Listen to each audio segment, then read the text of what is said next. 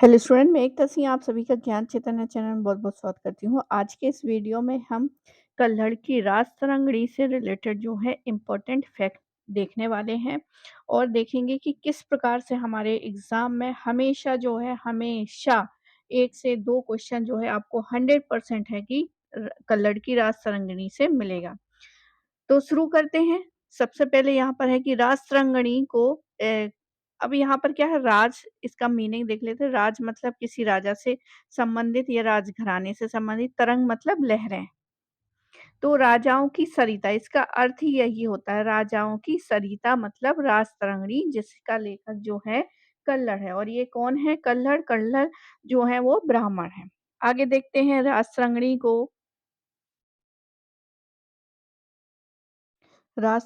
को प्रथम ऐतिहासिक पुस्तक का दर्जा मिला हुआ है। क्यों? क्योंकि उन्होंने 2 साल का समय लिया। जो हमारे सोर्स थे उस समय उसको उन्होंने पढ़ा कल्हड़ जी ने, और उसके आधार पर जो भी तिथियाँ हैं और जो डेट्स वगैरह हैं वो लिखने का इसमें पूरी तरीके से मेंशन किया गया है। तो ऐतिहासिक एक ग्रंथ है ये, इसलिए इसको ऐतिहासिक पुस्तक की दर्जा प्राप्त है। विंटरनित्ज ने कल्हड़ को भारत में उत्पन्न एकमात्र इतिहासकार माना है। आगे है, कल्हड़ ने 1148 में राजतरंगिणी की रचना की थी। तो 48 में प्रारंभ की थी और 2 वर्षों के बाद यानी कि 1150 में राजा जय सिंह के समय में इसे पूर्ण किया था। तो टोटल इनको 2 साल लग गए एक बुक को लिखने में। और राजा जय सिंह जो हैं राजतरंगिणी में वर्णित अंतिम शासक थे।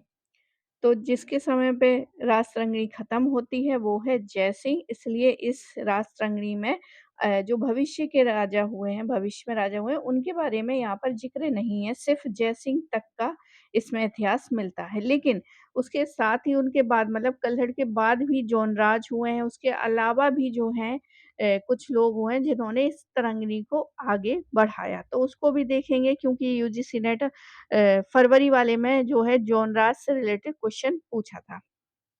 आगे है,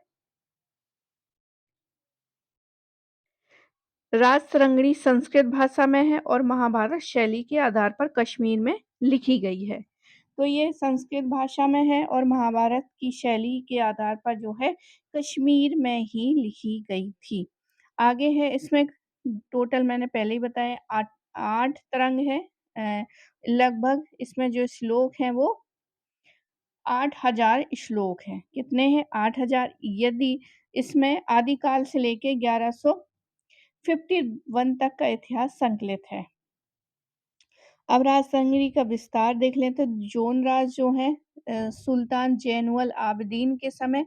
तो बहुत इम्पोर्टेंट क्वेश्चन यहाँ से सिंपल पूछता है कि द्वितीय राजतरंगिणी के लेखक कौन है? तो आंसर हो जाएगा हमारा जौनराज। अब पूछा जाए कि किसके समय में उसने द्वितीय राजतरंगिणी लिखी थी? तो सुल्तान ज़ैनुल आबिदीन के काल।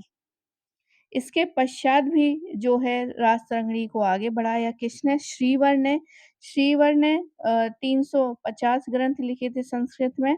तो यहाँ पर इसका फैक्ट यहाँ पे दिया गया है। इसके साथ ही श्रीवर के बाद प्राज्ञ भट्ट और सुक्का ने मिलके क्या किया? राजतरंगिणी को विस्तार किया। अब इसका अनुवाद देख लेते हैं।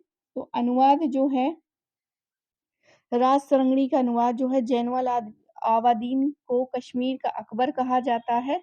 तो इन्हीं के समय में जो जोना राजा हुए थे जिन्होंने राजतरंगिणी को आगे बढ़ाया था जैनुल आबिदीन के समय में, तो उसी समय क्या है एक सर्वप्रथम इन्होंने ही मुल्ला अहमद से कहकर जो है राजतरंगिणी का फ़ारसी में भी अनुवाद करवाया था, जिसको बहीरुकल उस अस्मार कहा जाता है। बहीरुकल अस्मार के नाम से पुकारा जाता है पहली फ़ारसी अनुवाद को। इसके बाद मुग़ल काल में अकबर ने राजतरंगिणी फ़ारसी का अनुवाद जो है शाह मोहम्मद शाहाबादी से, जिसका नाम है बहर-उल-उस्मार के नाम से करवाया। बहर-उल-इस्मार तो काफ़ी मिलता-जुलता नाम है, तो याद रखना अकबर के समय जो है शाह मोहम्मद शाहाबादी ने करी थी और ज़ैनुल आबिदीन के समय मुल्ला अहमद ने किया था अनुवाद फ़ारसी में।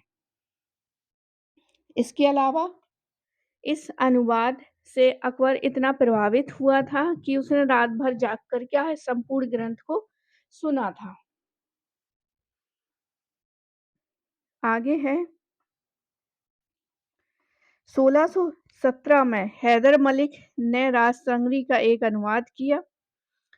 फ्रांसीसी एक डॉक्टर हैं वर्नियर जिन्होंने पैराडाइज ऑफ इंडिया से विवादित होकर होता है कि उसने हैदर हैदर वाली जो बुक है राजतंगड़ी उससे मतलब फ़ारसी से ही उसने क्या किया था इंग्लिश में अनुवाद किया था। इसकी रचना मिलती नहीं है लेकिन बुक में ऐसा मिलता है इसलिए यहाँ पर बताया गया है।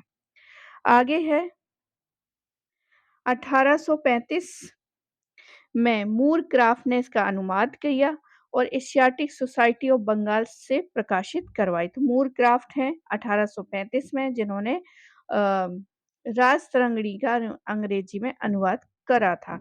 इसके बाद 1900 में राज तरंगी का अंग्रेजी में अनुवाद हुआ जिसको आर.एल. स्टाइन कहते हैं। आर.एल. स्टाइन ने किया था। तो आर.एल. स्टाइन ने अंग्रेजी में अनुवाद किया था। आर.एल. स्टाइन ने अंग्रेजी में 1900 में और 1835 में मूर क्राफ्ट ने इसका अनुवाद एशियाटिक सोसाइटी ऑफ बंगाल में प्रकाशित करवाया था। आगे देखते हैं अब इसके बारे में तो 8 तरंग है म यानी कि 8 अध्याय हैं। तो पहले, दूसरे, तीसरे में किसका वर्णन है? पहले, दूसरे, तीसरे में जो वर्णन मिलता है वो हमें मिलता है कि 7वीं प्राचीन इतिहास के 7वीं शताब्दी तक का सर्वेक्षण मात्र है इसकी निर्भरता अधिकांशतः मतलब जो सुनी-सुनाई बातें हैं उसको यहाँ पर रखा गया है। जो तथ्य हैं वो यहाँ पर फैक्ट जो है वो कम है। तो 1, 2, 3 जो है इसमें फैक्चुअल बातें कम दी गई हैं। अब आगे है 4, 5, 6 तो 4, 5, 6 में क्या है 8वीं शताब्दी से इनके अतीत वर्णन का एकमात्र स्रोत जो है तथ्य थे। इसमें कारकोट वंश और उत्पल वंश का इतिहास मिलता है। तो पूछा जाए कि उत्पल वंश और कारकोट वंश में कौन-सी तरंग में मिलता है? तो चौथा, 5वां, 6वां इनमें मिलता है। 7वां, 8वां देखते हैं तो लोहार वंश के इतिहास के बारे में मिलती हैं और जो बाद के हैं यानी कि 3 से 4 से लेके 8 तक ये सारे के सारे प्रमाणिक हैं। आगे है कल्हड़ के बारे में देख लेते हैं तो जात्या जाति के ब्राह्मण थे। इनका जन्म 1100 ईस्वी में हुआ था, कश्मीर के परिहासपुर में हुआ था।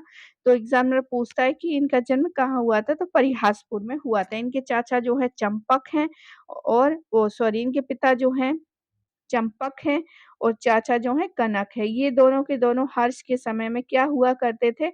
मंत्री हुआ करते थे और उन्होंने हर्ष के आश्रित कवि हुआ करते थे और उन्होंने हर्ष को क्या बताया?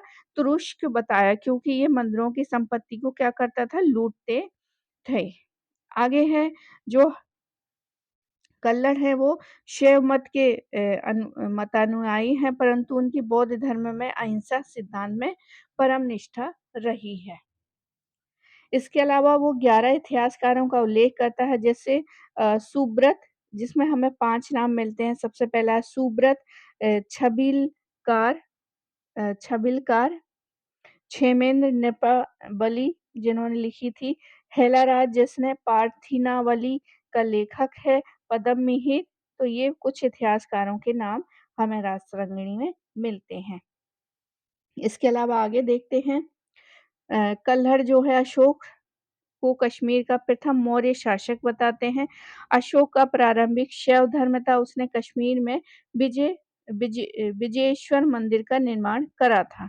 कल्हड़ ने अशोक को श्रीनगर की स्थापककर्ता बताए हैं और फिर उसके बाद एक उत्तराधिकारी होते हैं जालोक नाम का जो जिसमें कल्हड़ बताते हैं कि जो जालोक है अशोक का ही उत्तराधिकारी था लेकिन क्या किया ये शैव मतानुयायी था इसलिए इसने हिंदू धर्म को वहाँ फैलाया। लेकिन साथ ही वो बौद्ध विरोधी भी था ये भी उल्लेख करता है। कश्मीर में हिंदू सभ्यता के प्रचार का श्रेय किसको जाता है? तो ये जाता है जालोक को। आगे देखते हैं प्राचीन भारतीय लेखकों में कल्हड़ एकमात्र ऐसा लेखक है जिसने किसका वर्णन किया है? कनिष्क का वर्णन किया है। उन्होंने बताया कि कनिष्कपुर जो है, कल्हड़ ने बताया कि कनिष्कपुर को बसाया किसने? कनिष्क ने, और कुंडलवन नामक जगह पर जो चौथी बौद्ध संगीति है वो कनिष्क ने करवाई थी। राजतरंगिणी में 64 उपजातियों का उल्लेख है तथा राजपूतों के 36 वंशों का उल्लेख किया गया है। सती प्रथा के अनेक उदाहरण मिलते हैं। अ, इसके अलावा एक खुए खुए या सुए नामक इंजीनियर का भी उल्लेख है जिसमें उत्पल वंश के शासक अवंतीवर्मन के आदेश पर झेलम तट पर बांध बनाकर नहरें निकलवाई थी। किसने? खुए। खुए क्या है? एक इंजीनियर है, अभियांत्रिकी का उल्लेख है इसमें। और इसने क्या है? झेलम नदी पर से नहरें निकाली थी। गुप्त काल का वर्णन करते हुए कहा है कि नरसिंह बालादित्य ने मिहिर कुल को हटाया था। गुप्त वंश का वर्णन करते हुए नरसिंह बालादित्य ने मिहिर कुल को हटाया था, ऐसा वर्णन है। इसके बाद धर्मावलंबी मिहिर कुल का कश्मीर पर 1 वर्ष का शासन बताता है। हर्ष के धर्म को ये शैव बताते हैं। इसके अलावा जो है गुर्जर प्रतिहार शासक मिहिर भोज की उपलब्धियों की जानकारी मिलती है। भोज की हिमाच्छादित पहाड़ों पर की गई है कठिन यात्रा का उल्लेख करते हैं। कल्हड़ की कश्मीर के इतिहास में कुल 4 राजवंशों का इतिहास है। गोनाद वंश यानी रानी यशोमती, गोनाद वंश या रानी यशोमती, कारकोट वंश, उत्पल वंश और लोहार वंश। तो एकदम क्रम से रखना है इसको। गोनाद वंश, कारकोट वंश, उत्पल वंश और लाहौर वंश। गोनाद की जो रानी है यशोमती है। उत्पल वंश की रानी सुगंधा है। इसके अलावा रानी गिद्दा का उल्लेख है। यशकर वंश की रानी गिद्दा का भी इसमें उल्लेख है। इसके अलावा कुछ महत्वपूर्ण घटनाएँ हैं, जैसे कि इसमें डामारिया दर्द विद्रोह का वर्णन है, प्रशासकों के अत्याचार का भी वर्णन है जो कि कायस्कों पर विशेषकर, और कन्नौज नरेश यशोवर्मन को ललितादित्य द्वारा पराजित, फिर दोनों का तिब्बत पर संयुक्त अभियान का उल्लेख भी करता है। अनंत की अंत्येष्टि और सत्यमती के सती होने का विवरण भी हमें कल्हड़ की राजतरंगिणी में देखने को मिलता है। अब यहाँ पर कल्हड़ राजा को ये सलाह देता है कि वो ब्राह्मणों को प्राश्रय दे एवं उनकी सलाह ले।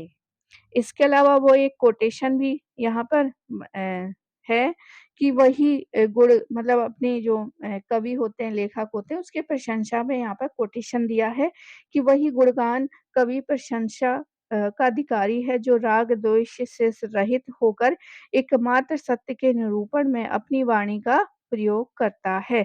जो व्यक्ति अतीत की घटनाओं को लिपिबद्ध करता है, उसे न्यायाधीश की तरह किसी भी पूर्वाग्रह से मुक्त होना चाहिए। तो ये था कुछ इम्पोर्टेंट, इतना इम्पोर्टेंट है, अगर आप छोड़ के इसको जाते हैं तो आपका 100% है कि आपका 1 से 2 क्वेश्चन आपके जो है एग्ज़ाम में बिल्कुल गलत हो जाएँगे। तो बिल्कुल 100% वाले ये टॉपिक हैं। कल्हड़ का जो राजतरंगिणी है, इसमें हमेशा बहुत सालों से जो है क्वेश्चन देखने को मिलता है। तो बिल्कुल इसको छोड़ के मत जाइएगा, एक बार देख के ज़रूर जाइएगा, और वीडियो पसंद आता है तो प्लीज़ लाइक करें, शेयर करें, सब्सक्राइब करें। मिलते हैं हम अगले वीडियो में। पूरा वीडियो देखने के लिए आप सभी का बहुत-बहुत धन्यवाद।